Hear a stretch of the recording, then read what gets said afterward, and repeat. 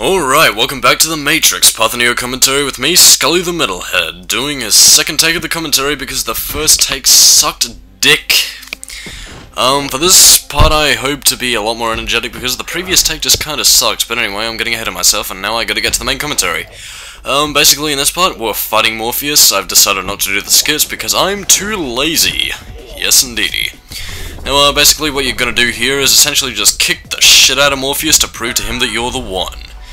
And this is actually one of the more iconic scenes in the movie because, well, it was really just Neo proving himself. And it was also one of the big prominent roles that Mouse actually had in this, because he had the whole scene of Morpheus is fighting Neo in his brief instance. I mean, the only other scene that Mouse ever had was, hey, do you like tasty wheat?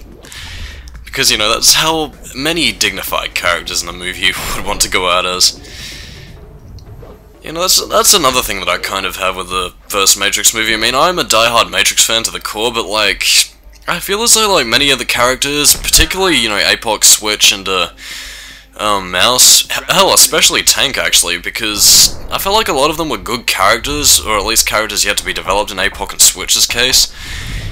But the Wachowski brothers seriously underutilized them for the fact that, oh, look, Cypher's a villain, therefore he should die. In fact, I'm pretty sure the reason Tank didn't come back and reloaded was because of, I guess money issues, actually, because he was said to have survived in the first movie, but then, as a quick write-off explanation, which isn't mentioned in the second film, he died of his injuries. Spoiler warning for those of you who haven't seen The Matrix. And, yeah, he was then replaced by Link, which is, another thing I'm gonna get into, actually, because, Phil Lamar, you know, fantastic voice actor as he is, he voices both Tank and Link in this game, and I will give him props actually, because he actually does differentiate his voice a little bit. I mean, it's not so apparent now, but I'll bring it up again, you know, when we get to the Matrix Reloaded segment of the game, because you can definitely tell, like, in this portion of the game, or at least with the first movie, you can tell that he does his best to impersonate Marcus Chong, the actor who played Tank in the movie, and in the Reloaded segments, he actually makes his voice a little bit more, what's the word? I don't want to say black, because that sounds a little bit offensive to some people, but, you know, he does his best to sound a lot more like Link, you know? But anyway, we gain the off-the-wall strike, which is actually a very, very handy move in its initial form, actually. And I only really say this because of the fact that, well, really because of the fact that in level 1, it does a little bit of a homing kick, as we'll be demonstrating here, and it does a very good job in hitting your enemies, which is more than I can say for off-the-wall strike level 2, which kinda glitches out on me every now and again. I don't know if it's just me, but he does a little bit of a Superman thing where he, like, full-on, you know, just flies in and punches him, and it doesn't work all the time for me. But again, enough of my motor mouthing. A little bit of an edit there, hey, because, you know, editing skills. And this is my favourite sword combo in the game, the 1000 Sword Slash. I'm pretty sure it's still called the Hyper Strike combo, but it's a move that I love all the same because it's like, and then it's just like, and then they're dead. I apologise for the lack of insightful commentary today. I am just a little bit hyperactive and tired.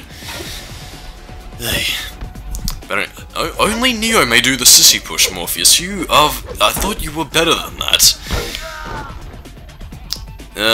But yeah, you shouldn't have too much difficulty. In terms of difficulty, actually, you shouldn't have too much trouble with Morpheus, because he's essentially on the level of an average shield dude, or even the old hippie ninja guy from the Kung Fu training, albeit a little bit more powerful with a bigger moveset. Because, basically, I guess I didn't want to make it too hard early on, even though this probably makes sense for it to be hard, because, you know, it's Morpheus, he's a very powerful leader with some good shit. But, anyway, I'm just getting ahead of myself here, and I'm running out of shit to talk about.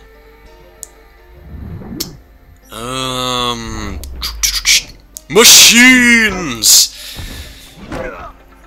Oh, I know, I can bitch about Doug Walker's review, even though it's old by this point. Actually, I don't really know what to say about it, honestly, aside from the fact that it was just biased. Oh, and this is the staff combo, the Hyper Strike staff combo, which is also like the 1000 Sword Slash combo, which is something I'll talk about in a second, because there's a cutscene coming up.